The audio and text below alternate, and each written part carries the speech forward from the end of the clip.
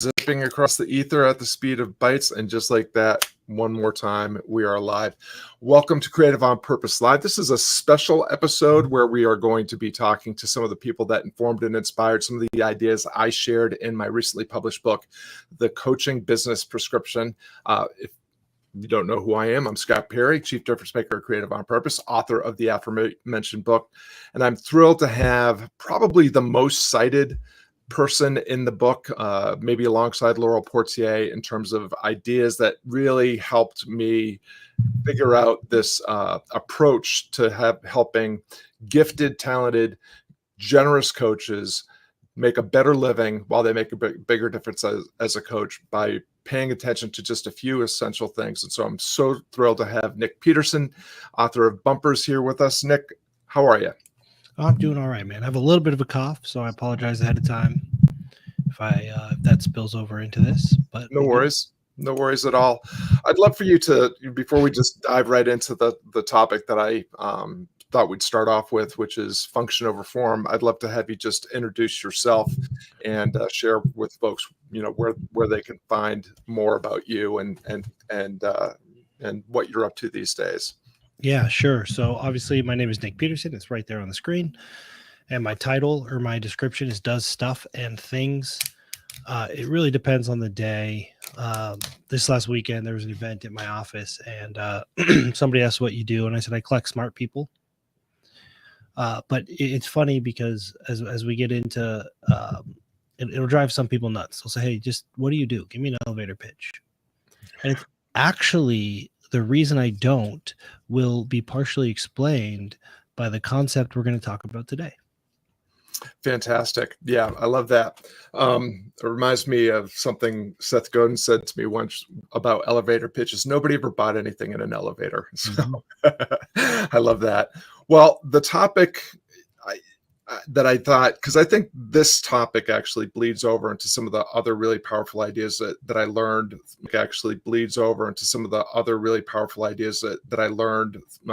through you directly through your Nick Smith's broadcast, but also indirectly through Laurel, who you've been mentoring for some time, like Seneca's barbell systems reliability. I think they all kind of touch on this idea of function over form. So help us with just the definition of terms. When we say function over form, what are we talking about? Yeah, and I'll go the long route because I always do. The easiest way to explain it is our natural orientation, which tends to be form over function. It just means we prioritize the tools unintentionally over the outcome. And so an example, I'll give you a really quick example just because it's silly when you see it. It's like if your wife or your husband says, hey, can you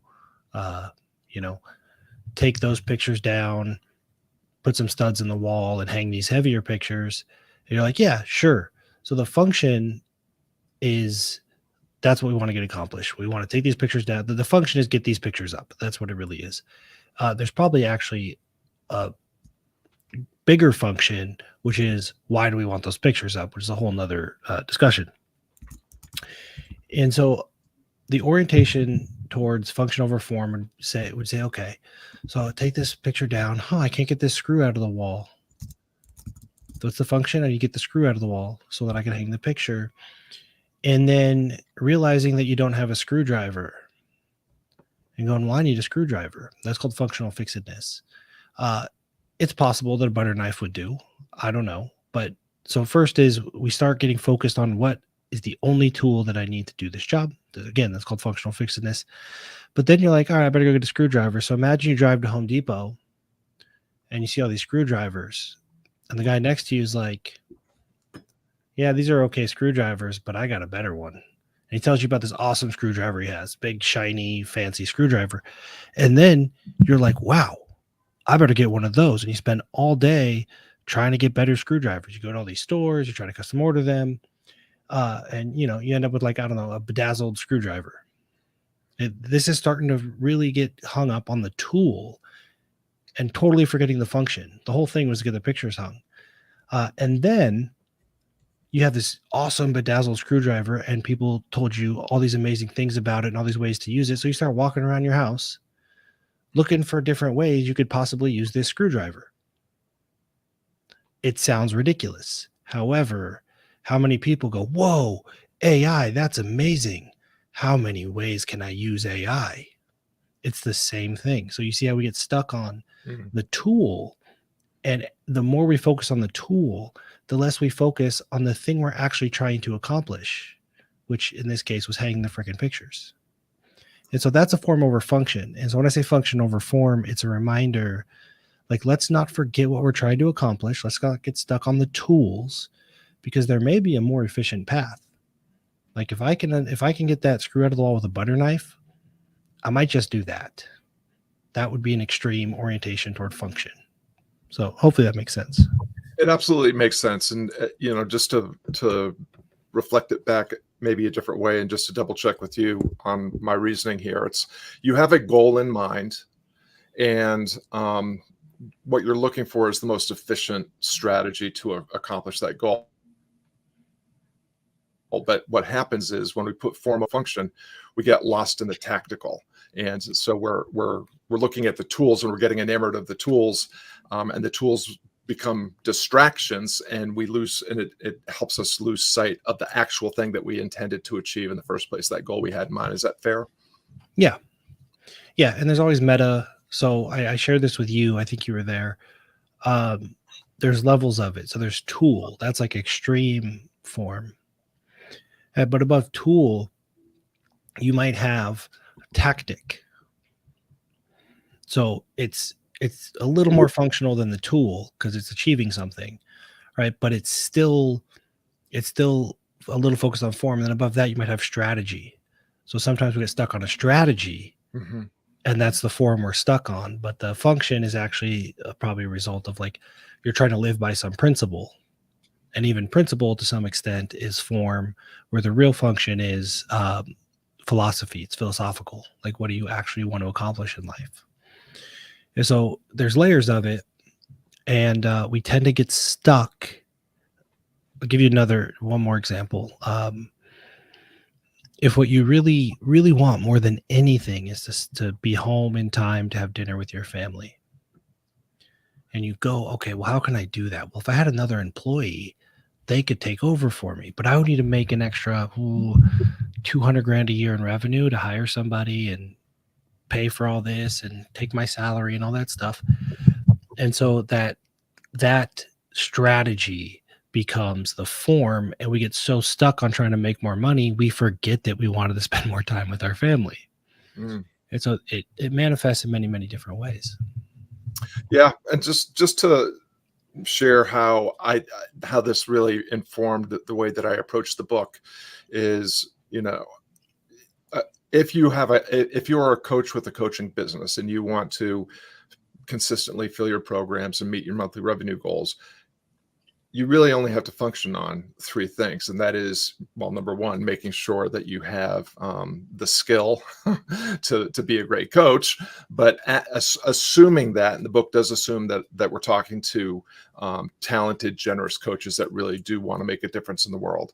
All you really need to have is a offer that is irresistible enough to a specific audience that is eager enough, and then employ a very simple 30-minute a day sales success strategy that will put that offer in front of that audience. And if you can show up and do that work out loud and in public, over the shoulder, all the things we talk about, you will, in a very short period of time, compared to what will happen if you go the other route with funnels and websites and opt-ins and all that, you'll have a thriving business. And so the function over form is, you need to get three things right. And if you get them right enough, then you can improve that system by just raising the floor on the most efficient system.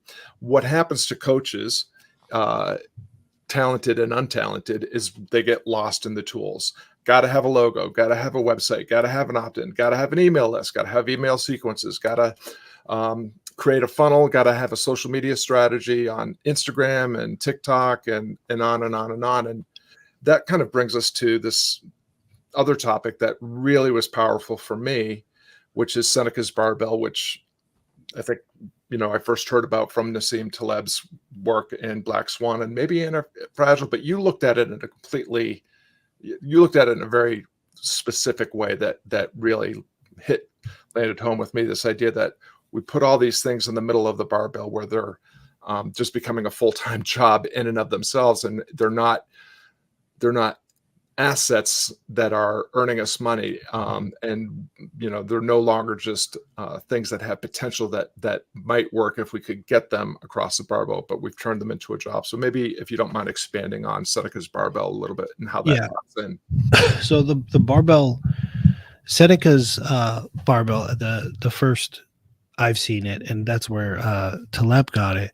It's a bimodal risk mitigation strategy, and it just says there's two sides of the barbell that you want to play on. And so if you imagine a barbell, right, you got a bow and then a bar in the middle.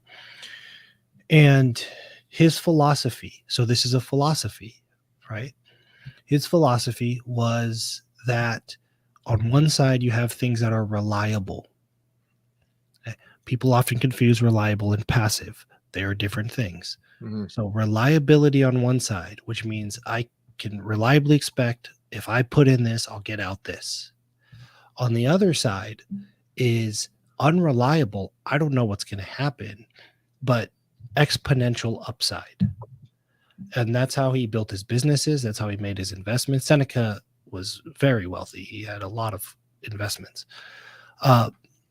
And it was always, to go a step further, it's always trying to get that reliability, that reliable side up to the point where it handles the mundane. So if reliable, I'm pretty sure I know what I'm going to get every day, every week, every month. And upside, I don't know what's going to happen, but it could go exponential. Now, when we start a business, we generally think we're starting one or the other. Most of the time, people start a business if they're younger because they think it has infinite upside.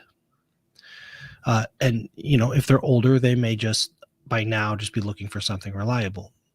In either case, they learn in time generally that what they're doing, the way they're doing it, is neither.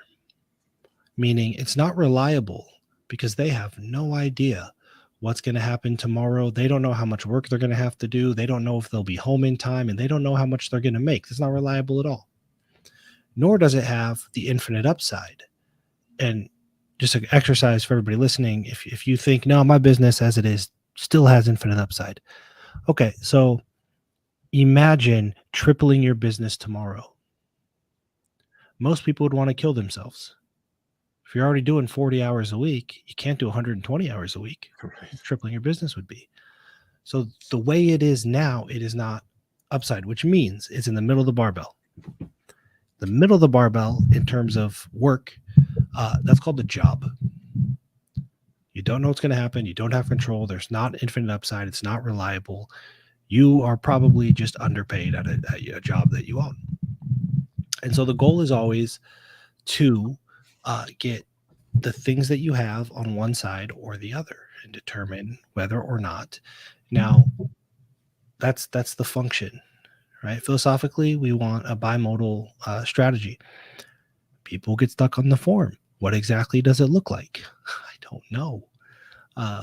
But it's really easy to get stuck on, okay, well, if I need it reliable, I need automations. Right.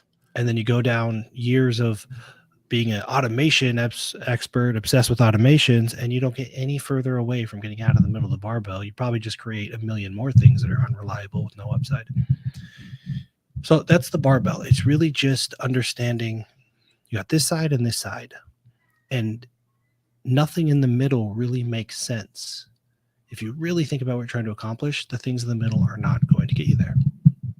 Yeah, it's a super powerful concept. It ties into that whole idea of system reliability and kind of first principles thinking, I think, as well. And I think the thing about that, what you just described is, although I applied it to someone with a coaching business in my book, it actually just applies to really any kind of business, brick and mortar, freelancer, entrepreneur, retailer, what have you. Those same basic principles. If you just get the fundamentals right enough, you can actually decrease not just the amount of time and effort that you're putting into your business, but you can decrease the risk. And I love how you talked about the asymmetry to the upside, how you want to get it to that thing that's a proven asset earning you money on the far side of the barbell. Just a quick shout out to some of our mutual friends, Nick. We've got Dr. Nick Sotelo is enjoying the conversation, and Humble Viewpoint, who's been a big promoter of the show on YouTube, is giving a little bit of an amen there. There's one thing that I wanted to little bit of a rabbit hole, if you're willing to go down it with me, because this is one of the things that when I first, I was learning about your approach and getting your insights at first indirectly through Laurel. And so I was hearing, I would just hear my mentor says, and that sort of thing. And when I finally, when you came on Success Finder and started putting all of your content on there for free, I jumped up in, started just binging on your Nic Smith episodes. And one of the things that I actually shared it with a bunch of my friends, and they, and I was just getting so much value out of that. And one of my friends who was a coach said, "Why do you listen to this guy? He hates coaches." And I don't remember which year it was, but there was one year that you were kind of hard on, I think it was 2020.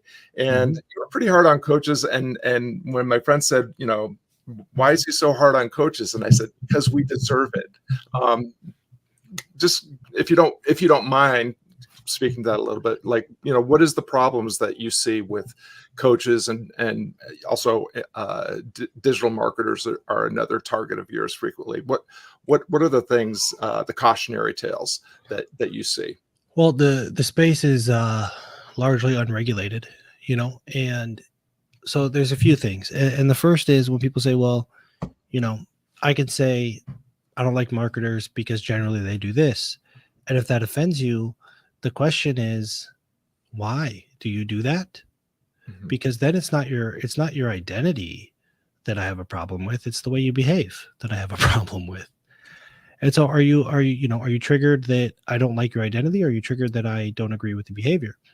And if I don't agree with the behavior, that's fine. I don't have to agree with your behavior. I'm just telling you why I don't agree with it. So there's that, like, I market stuff. I own companies. I still say I don't like marketers in general because they tend to behave this way. So it's always interesting because, I don't generally, quote unquote, attack identity. It's a dialogue about the way somebody's behaving. And I generally try to provide the logic and reasoning, which means if you behave that way and I don't like it, you can disagree with the logic and reasoning. Fine. However, after Nic Smith 2020, I had probably 15 or 20 voice messages in my Facebook Messenger of coaches that were like in tears, like, because they were like, "Oh my gosh, I think I've done that before and I was unaware of it and I'm going to be better now." And that's the point. We all need to be better at whatever we're doing. And somebody has to care enough to hold up a mirror. I need to be better at what I do. I got this little necklace here. I have a grandmaster and he will kick my ass up and down all day long, literally. But also he will call me, or he will walk over and he'll say, "You need to stop that." Because, he's 60 something years old and he's seen everything. Dr. Jeff Spencer is also a very good friend of mine. And he'll say, "You need to stop that. You need to do this better. You're young. So I see why you see it this way." And, like, thank God that they're here to shortcut that whole learning curve for me. And so much of what I do is just, here's the way that many people in this space behave. And I don't agree with it. And if you realize that maybe you're behaving that way and you also don't agree with it, then you have an opportunity to change your behavior. And if you just don't want to hear from me, then, like, don't watch, just stop watching. So the biggest issue in general with coaches, and this is not just business coaches and marketers, this is also athletic coaches, and there's a few. One is contact with reality. or lack thereof. Meaning, if you're a dentist and you mess up, you're wrong, and you pull the wrong tooth, you know it immediately. Your job is at risk. You're probably getting sued. Like, you have to be extremely diligent because there's a really tight contact with reality. If you're an airplane pilot, same thing. You make a mistake, you pay the cost. With most coaching and consulting, that's not the case. You tell people, it's like there's a difference between leading an army into war, being front of lines, because you are taking the risk for the decision you're making, and sitting up in a cushy office sending somebody else to war because you don't have to pay for if it's wrong, who cares? And that's the disconnect with the coaching and the consulting world, is they could be wrong 100 times and nothing they don't take any risk. So there's that. That's a big one. The other one is just the general idea of taking credit for somebody else's greatness. Like, so the big one, Nickmas 2020, was teaching pigeons how to fly, which is, I got from Nassim Taleb, which is basically, you imagine there's pigeons walking around Central Park, and then imagine these dudes in like lab coats roll out a big whiteboard and start lecturing these pigeons, teaching them how to fly. From the outside, we're like, look at these idiots. What are they doing? And then eventually the pigeons fly away. And then those two idiots in their lab coats are like, yes, look how brilliant we are. We taught these pigeons how to fly. And they believe it. And they put up testimonials about how they help these pigeons fly. And then they do it over and over and over. And every time the pigeons fly, it validates their greatness. And they look ridiculous from the outside, because when you take credit for something that was going to happen anyway, you look ridiculous, and you learn the wrong lesson. You learn the wrong lesson about your own competence and ability. And so I see a lot of, so it's the second of three. I see a lot of coaches, consultants at all levels, sports and everything, that say, someone who's like, yeah, I made Michael Jordan who he is, but he was probably going to do it anyway. You happen to be on the path, and maybe you helped steer him, but he was probably going to do it anyway because he's wired that way. And so the problem is, it fools other people into thinking you can make them Michael Jordan. Yeah. And it also, like, they have their own greatness inside of them. And if you're not aware of that as a coach or a consultant, you're probably going to stifle it more than you're going to help pull it out. So those are the big ones. And it's a wide open space. Anybody can decide that they're a coach or consultant. Yeah. Well, it was such a powerful, those lessons were so powerful to me. And it really, the book is called The Coaching Business Prescription, but it's not a prescriptive treatment. And that's, what I see in both the online marketing space and in the coach space. You have, people that identify as gurus or influencers or experts of one shape or form that have accomplished something because they have a unique set of experiences and skills and are in a place and time where whatever they did just happened to work because there was an alignment of a certain amount of variables, and they mistake that for some sort of formula or program or process that they can jam anybody that wants to achieve what they've achieved. And that is never, or very, very rarely the case. If it worked in the past, it's unlikely to work now. Things are changing so quickly. And if it worked for someone at a certain level of experience with a certain level of skills and a certain temperament and tolerance, it's not going to work for someone with a different level of experience, temperaments and tolerances and so forth. And so what I love about this philosophical approach that you're often advocating is it leads to a more diagnostic, like, let's take a look at you and where you are and what's your situation and where do you want to get to, what are your unique abilities, and what are the obstacles and challenges that you need to navigate. And so I really tried to capture that.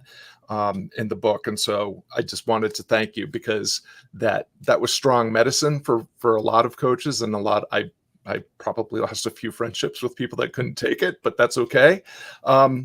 If I know that we're running really close to time, if you have a few more minutes, Nick, I'd love to ask you a couple more questions. Yeah.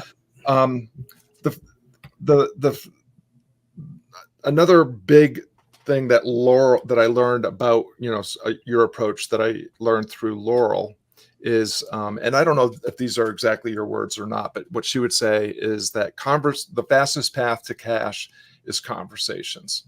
And you talked about coaches, online marketers in general have this love affair with automation. How can I set up autoresponders and surveys and questionnaires and chat bots and all these things that actually prevent the actual human to human connection that is really necessary to make sure that, number one, that you have a right fit between a client and a coach, but also is really still, AI and automation can take care of a lot of things, but especially for the beginner coach, they probably have no business with any kind of funnel at all. And what Laurel was teaching us is, post great content, share it with your list, do over the shoulders and do your work out loud and in public where you're demonstrating expertise and talent and developing case studies and all these things. And then use that content to generate chat conversations that lead to private conversations that lead to phone calls that lead to clients. I don't know if I've articulated it exactly the way that she learned it from you, but that's kind of the way I remember it from her. I'd love for you to, in your pointed way, help us coaches understand that by following the funnel hackers and by following all the experts and all the social media strategies, we're actually diminishing our ability to have a thriving business and get the fulfillment that we want by helping people get from where they are to where they want to be. Yeah, that's you articulated that well. So years ago, my very first company was 12 years ago now. And it was very intuitive. So I was maybe just born with an orientation toward function and just realizing, so a lot of the funnel stuff, it's like form. So another story, because I think these experiences help people. I talked to somebody not that long ago that was like freaking out because she needed to fix her website and didn't know how to fix it. And I was like, why do you fix your website? Because these people keep emailing and they have questions about my services and all this stuff. And the website's confusing. They said the website's confusing. Now, what I happen to know is simultaneously she's running maybe $5,000 to $10,000 a month of ads through a funnel, trying to get people to reach out about her services. Yeah. And so you see the fixation on form, no conversations coming from paid ads, and that's super frustrating. So I want conversations through paid ads. People are reaching out, inquiring about services for free, and you're trying to eliminate that. And that's just losing sight of the function. And from a function standpoint, the fastest way to make sales is always going to be a one-on-one conversation. And so in my first business, I walked in one day and I had 12 employees at the time, and we were pretty big. There were signs on the wall with like the schedule and the price and all that stuff. And we never did that before. And I was pissed. So I ripped all the signs off the wall. And people were like, what are you doing? I said, you know why people buy from us? Every single sale we've ever made is because somebody came in and asked. And so every time you put something up that answers a question before they ask it, they have no reason to start a dialogue with you. They will make a decision before they ever get to hear you talk. And if you are good at what you do, important caveat, if you are good at what you do, you want people to hear you talk. You want them to ask a question so you can demonstrate what you can do for them with a response. And so every step in your funnel, every page you put in front of it, every everything you do that answers questions that people have before talking to them, you are driving down the probability of having a conversation, which means you're driving down the probability of the thing that is the most likely to make you sales. So again, I think it's a form. I think because Russell Brunson has convinced everybody they're one funnel away, that the fixation on the form is a funnel. And that hurts more people. Conceptually, I get it. It hurts more people than it helps. And let's also, one more point, and I don't want to take too much of your time. I have time. One more point is, if you're going to fixate on a tool like a funnel, which has a physical construct, right? Big, wide top, down to the bottom. You have to understand that the conceptual tool is different than the physical tool. So a funnel, it works in real life because there's this thing called gravity, meaning something is pulling the substance through. The substance can't get confused or walk a different direction or anything like that. So we can't take the concept of a tool, like a physical tool, conceptualize it and expect it to act the same way, because there are things like gravity that are missing. So the other, it's a function on, or it's a focus on form, but it's missing. Some of the assumptions aren't explicit. Like, we know why water goes through a funnel? Because of gravity. Why the hell would somebody go through yours? Right. And you don't know the answer to that until you've talked to hundreds of people. Yeah. Well, Dr. Nic Peterson using big words I don't understand, so I'll have to ask him about that on the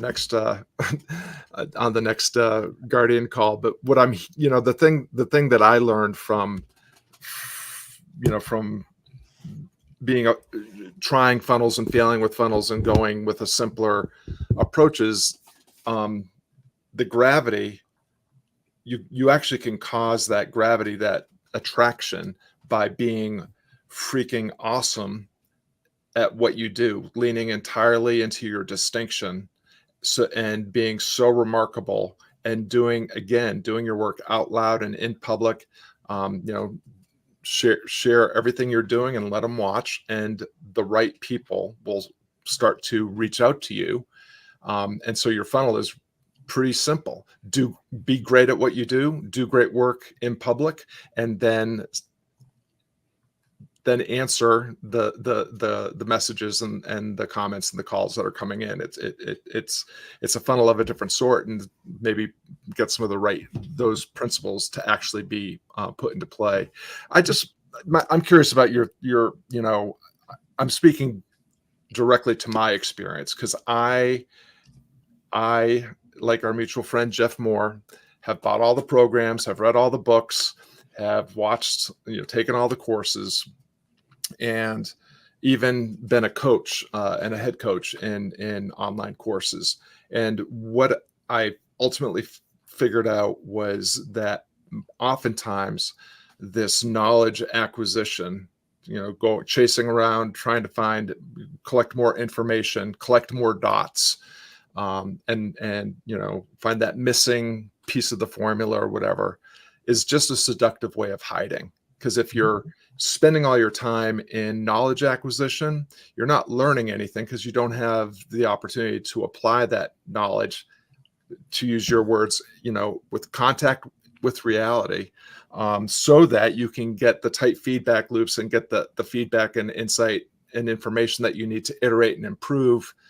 And, to your point, to continue to do the work out, to actually be doing the work and having those conversations.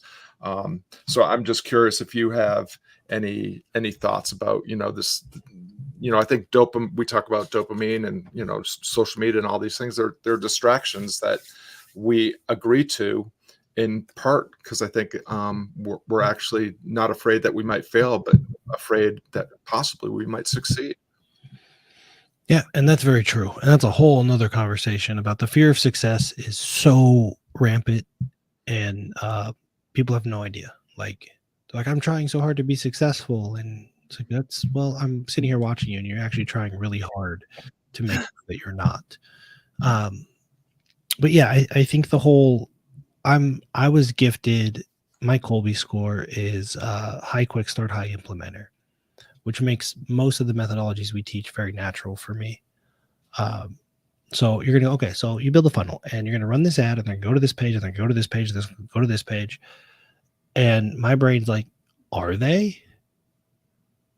I don't know. Um, so I'm gonna take it one step at a time, and if you can learn how to micro step, one, it gives you permission to like do something. Um, and so for me, it's like new thing, new thing, new thing. Uh, if you actually can maintain a state of curiosity, one new thing will keep you busy for years. If you're actually applying it, one new thing, you go, oh, this is interesting. I wonder if, and you apply it, not think about it, but apply it. And then you're receptive to the feedback. You go, huh, that's not what I thought would happen. This is called the scientific process. Mm-hmm. Hypothesis, control variables. It almost never works out the way you want it to, but now you're learning something. So you could get any program. You get Laurel's program, for example, or you could jump into your program. But I'll use Laurel's because it's less, the $7 like less hands-on, so it's like content. You could spend years figuring it out, and you'd make progress the whole time, and you'd be masterful by the time you got done. We just got to get out of this idea that I'll say it this way: if you haven't done it, you don't know it. Right. And so we got to get out of this idea that, okay, cool, I watched this video, totally understand it. You don't. You don't, because if you try it, it's going to turn out differently than you expect. It might turn out better than you expect, but it's still different, which means you don't know it. So if we get out of this idea that knowing things means becoming things or being, then it opens up this whole world of possibility where you can get your dopamine. It's not going to be as cheap and easy, but you can get your dopamine by doing the work. And what's going to happen is this happens all the time, and it should. People watch my stuff. Laurel is a great example. Sam Ocean is a great example. Those are probably the two that are the most public facing right now. Sam is crushing it. He's growing like crazy. He takes my stuff and he does it. Mm-hmm. And then whatever evidence he finds, because of his unique disposition, he adds his evidence onto what he learned from me, and it's better. There are things that he is better than he learned from me, and he is now better than me at. Same with Laurel. Mm. So I would strive to say, hey, I have a mentor, I'm buying this, that's great. I'm going to become better than this person. I'm going to do it by applying what I've learned, observing what it means for me, my industry in 2023 on my platform. And then I'm going to repeat. So I think there's an opportunity to become better than all your mentors at something, at what you do. If you can get over this idea that hearing about a thing means you know it. Yeah. Well, I just want to take a second to reflect to you. This is one of the things I love about not just your content, but having the opportunity to be with you in conversation and the weekly Guardian calls and so forth. Is one of the things that I learned when I had a guitar studio is that my job is not to be someone's guitar teacher for life. My job is to teach myself out of a job. I want my students to excel and to do better than I am. I want them to need a better teacher. And I feel the same way about a coach. A coach's number one job is to coach them out of a job as quickly as possible. And I think you really live that dynamic, as well as you're not trying to collect people and or acolytes or followers or anything like that. You're trying to make human beings better at the thing that only they can do, so that they can go out in the world and do it. And that's actually how it appears that you've grown your business, because people like Sam and Laurel and I'm spacing his name, but visualize Jack Butcher, Jack, they're all thriving and excelling, beyond, I'm sure, their wildest dreams. But in a way, it still kind of comes back to you, because you can't talk about the success you've had without, Laurel probably mentions your name every third sentence on the lean on Laurel calls. It's actually how I met you. Was she sent me a copy of Bumpers. And so as we're wrapping up, I just want to, number one, thank you for all of the insight and inspiration that you provided to me, that went into this book, but continues to inform and inspire what I'm doing. And, to Laurel for connecting us. I've put a link to Nic's book Bumpers in the comments. I would encourage you to do that. I've also got his URL up here. You can find out some of the things he's up to. He has a fantastic Substack. There's also a link to the to my book, the Coaching Business Prescription. And Nic, I'd love for you to just send us home with whatever you whatever call to action and instigation, exhortation, admonition you'd like to send everybody off with. But if it happened to involve that idea of open loops and maintaining curiosity and consideration, I think that would be highly valuable to this audience. Yeah. So we'll go with open loops, because adults are really bad at this. The smarter you are, the harder it is. That is to say, if I say something or Scott says something that shakes or removes one of your limiting beliefs, just takes it out, or makes you question one of your limiting beliefs, what happens is it creates a hole, right? Like you, as you are a whole person, and somebody removes something or puts a crack in something, it creates like a vacuum, and we really quickly want to fill it. And we so badly want to fill it that we will fill it with something, whether it serves us or not. And so what we encourage is that you develop the skill of leaving the loop open, which means something gets removed or a big question pops up and it makes you uncertain. And before trying to fill it, meaning going to Google and trying to get an answer really quick, sit with that open loop. Try on, just observe the world with this little cracked armor or this little hole for a while. And you will be surprised at how much more that you see. Because once you close that loop, okay, this is how things are. You are no longer receptive to new information about that thing.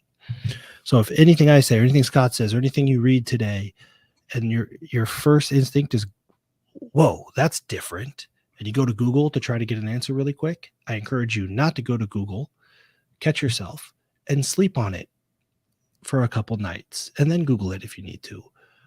But that's practicing the skill of keeping a loop open, which is not quickly accepting the first thing that kind of fits. That's how you actually learn stuff. So keep the loops open, and share on whatever channel you're watching. Share with Scott if you do so, because it's also good to reflect on it. And if you share it with others, they'll be able to read it and they'll benefit from it as well. Awesome. Well, yeah, for those of you that know, we'd love to have you share a 6-word update about an aha, a takeaway, a lesson that you got from this conversation. And again, Nic's book, Bumpers, is linked in the comments along with mine, The Coaching Business Prescription. If this conversation resonated with you, feel free to reach out to Nic. Feel free to share and leave comments and questions wherever you're watching this.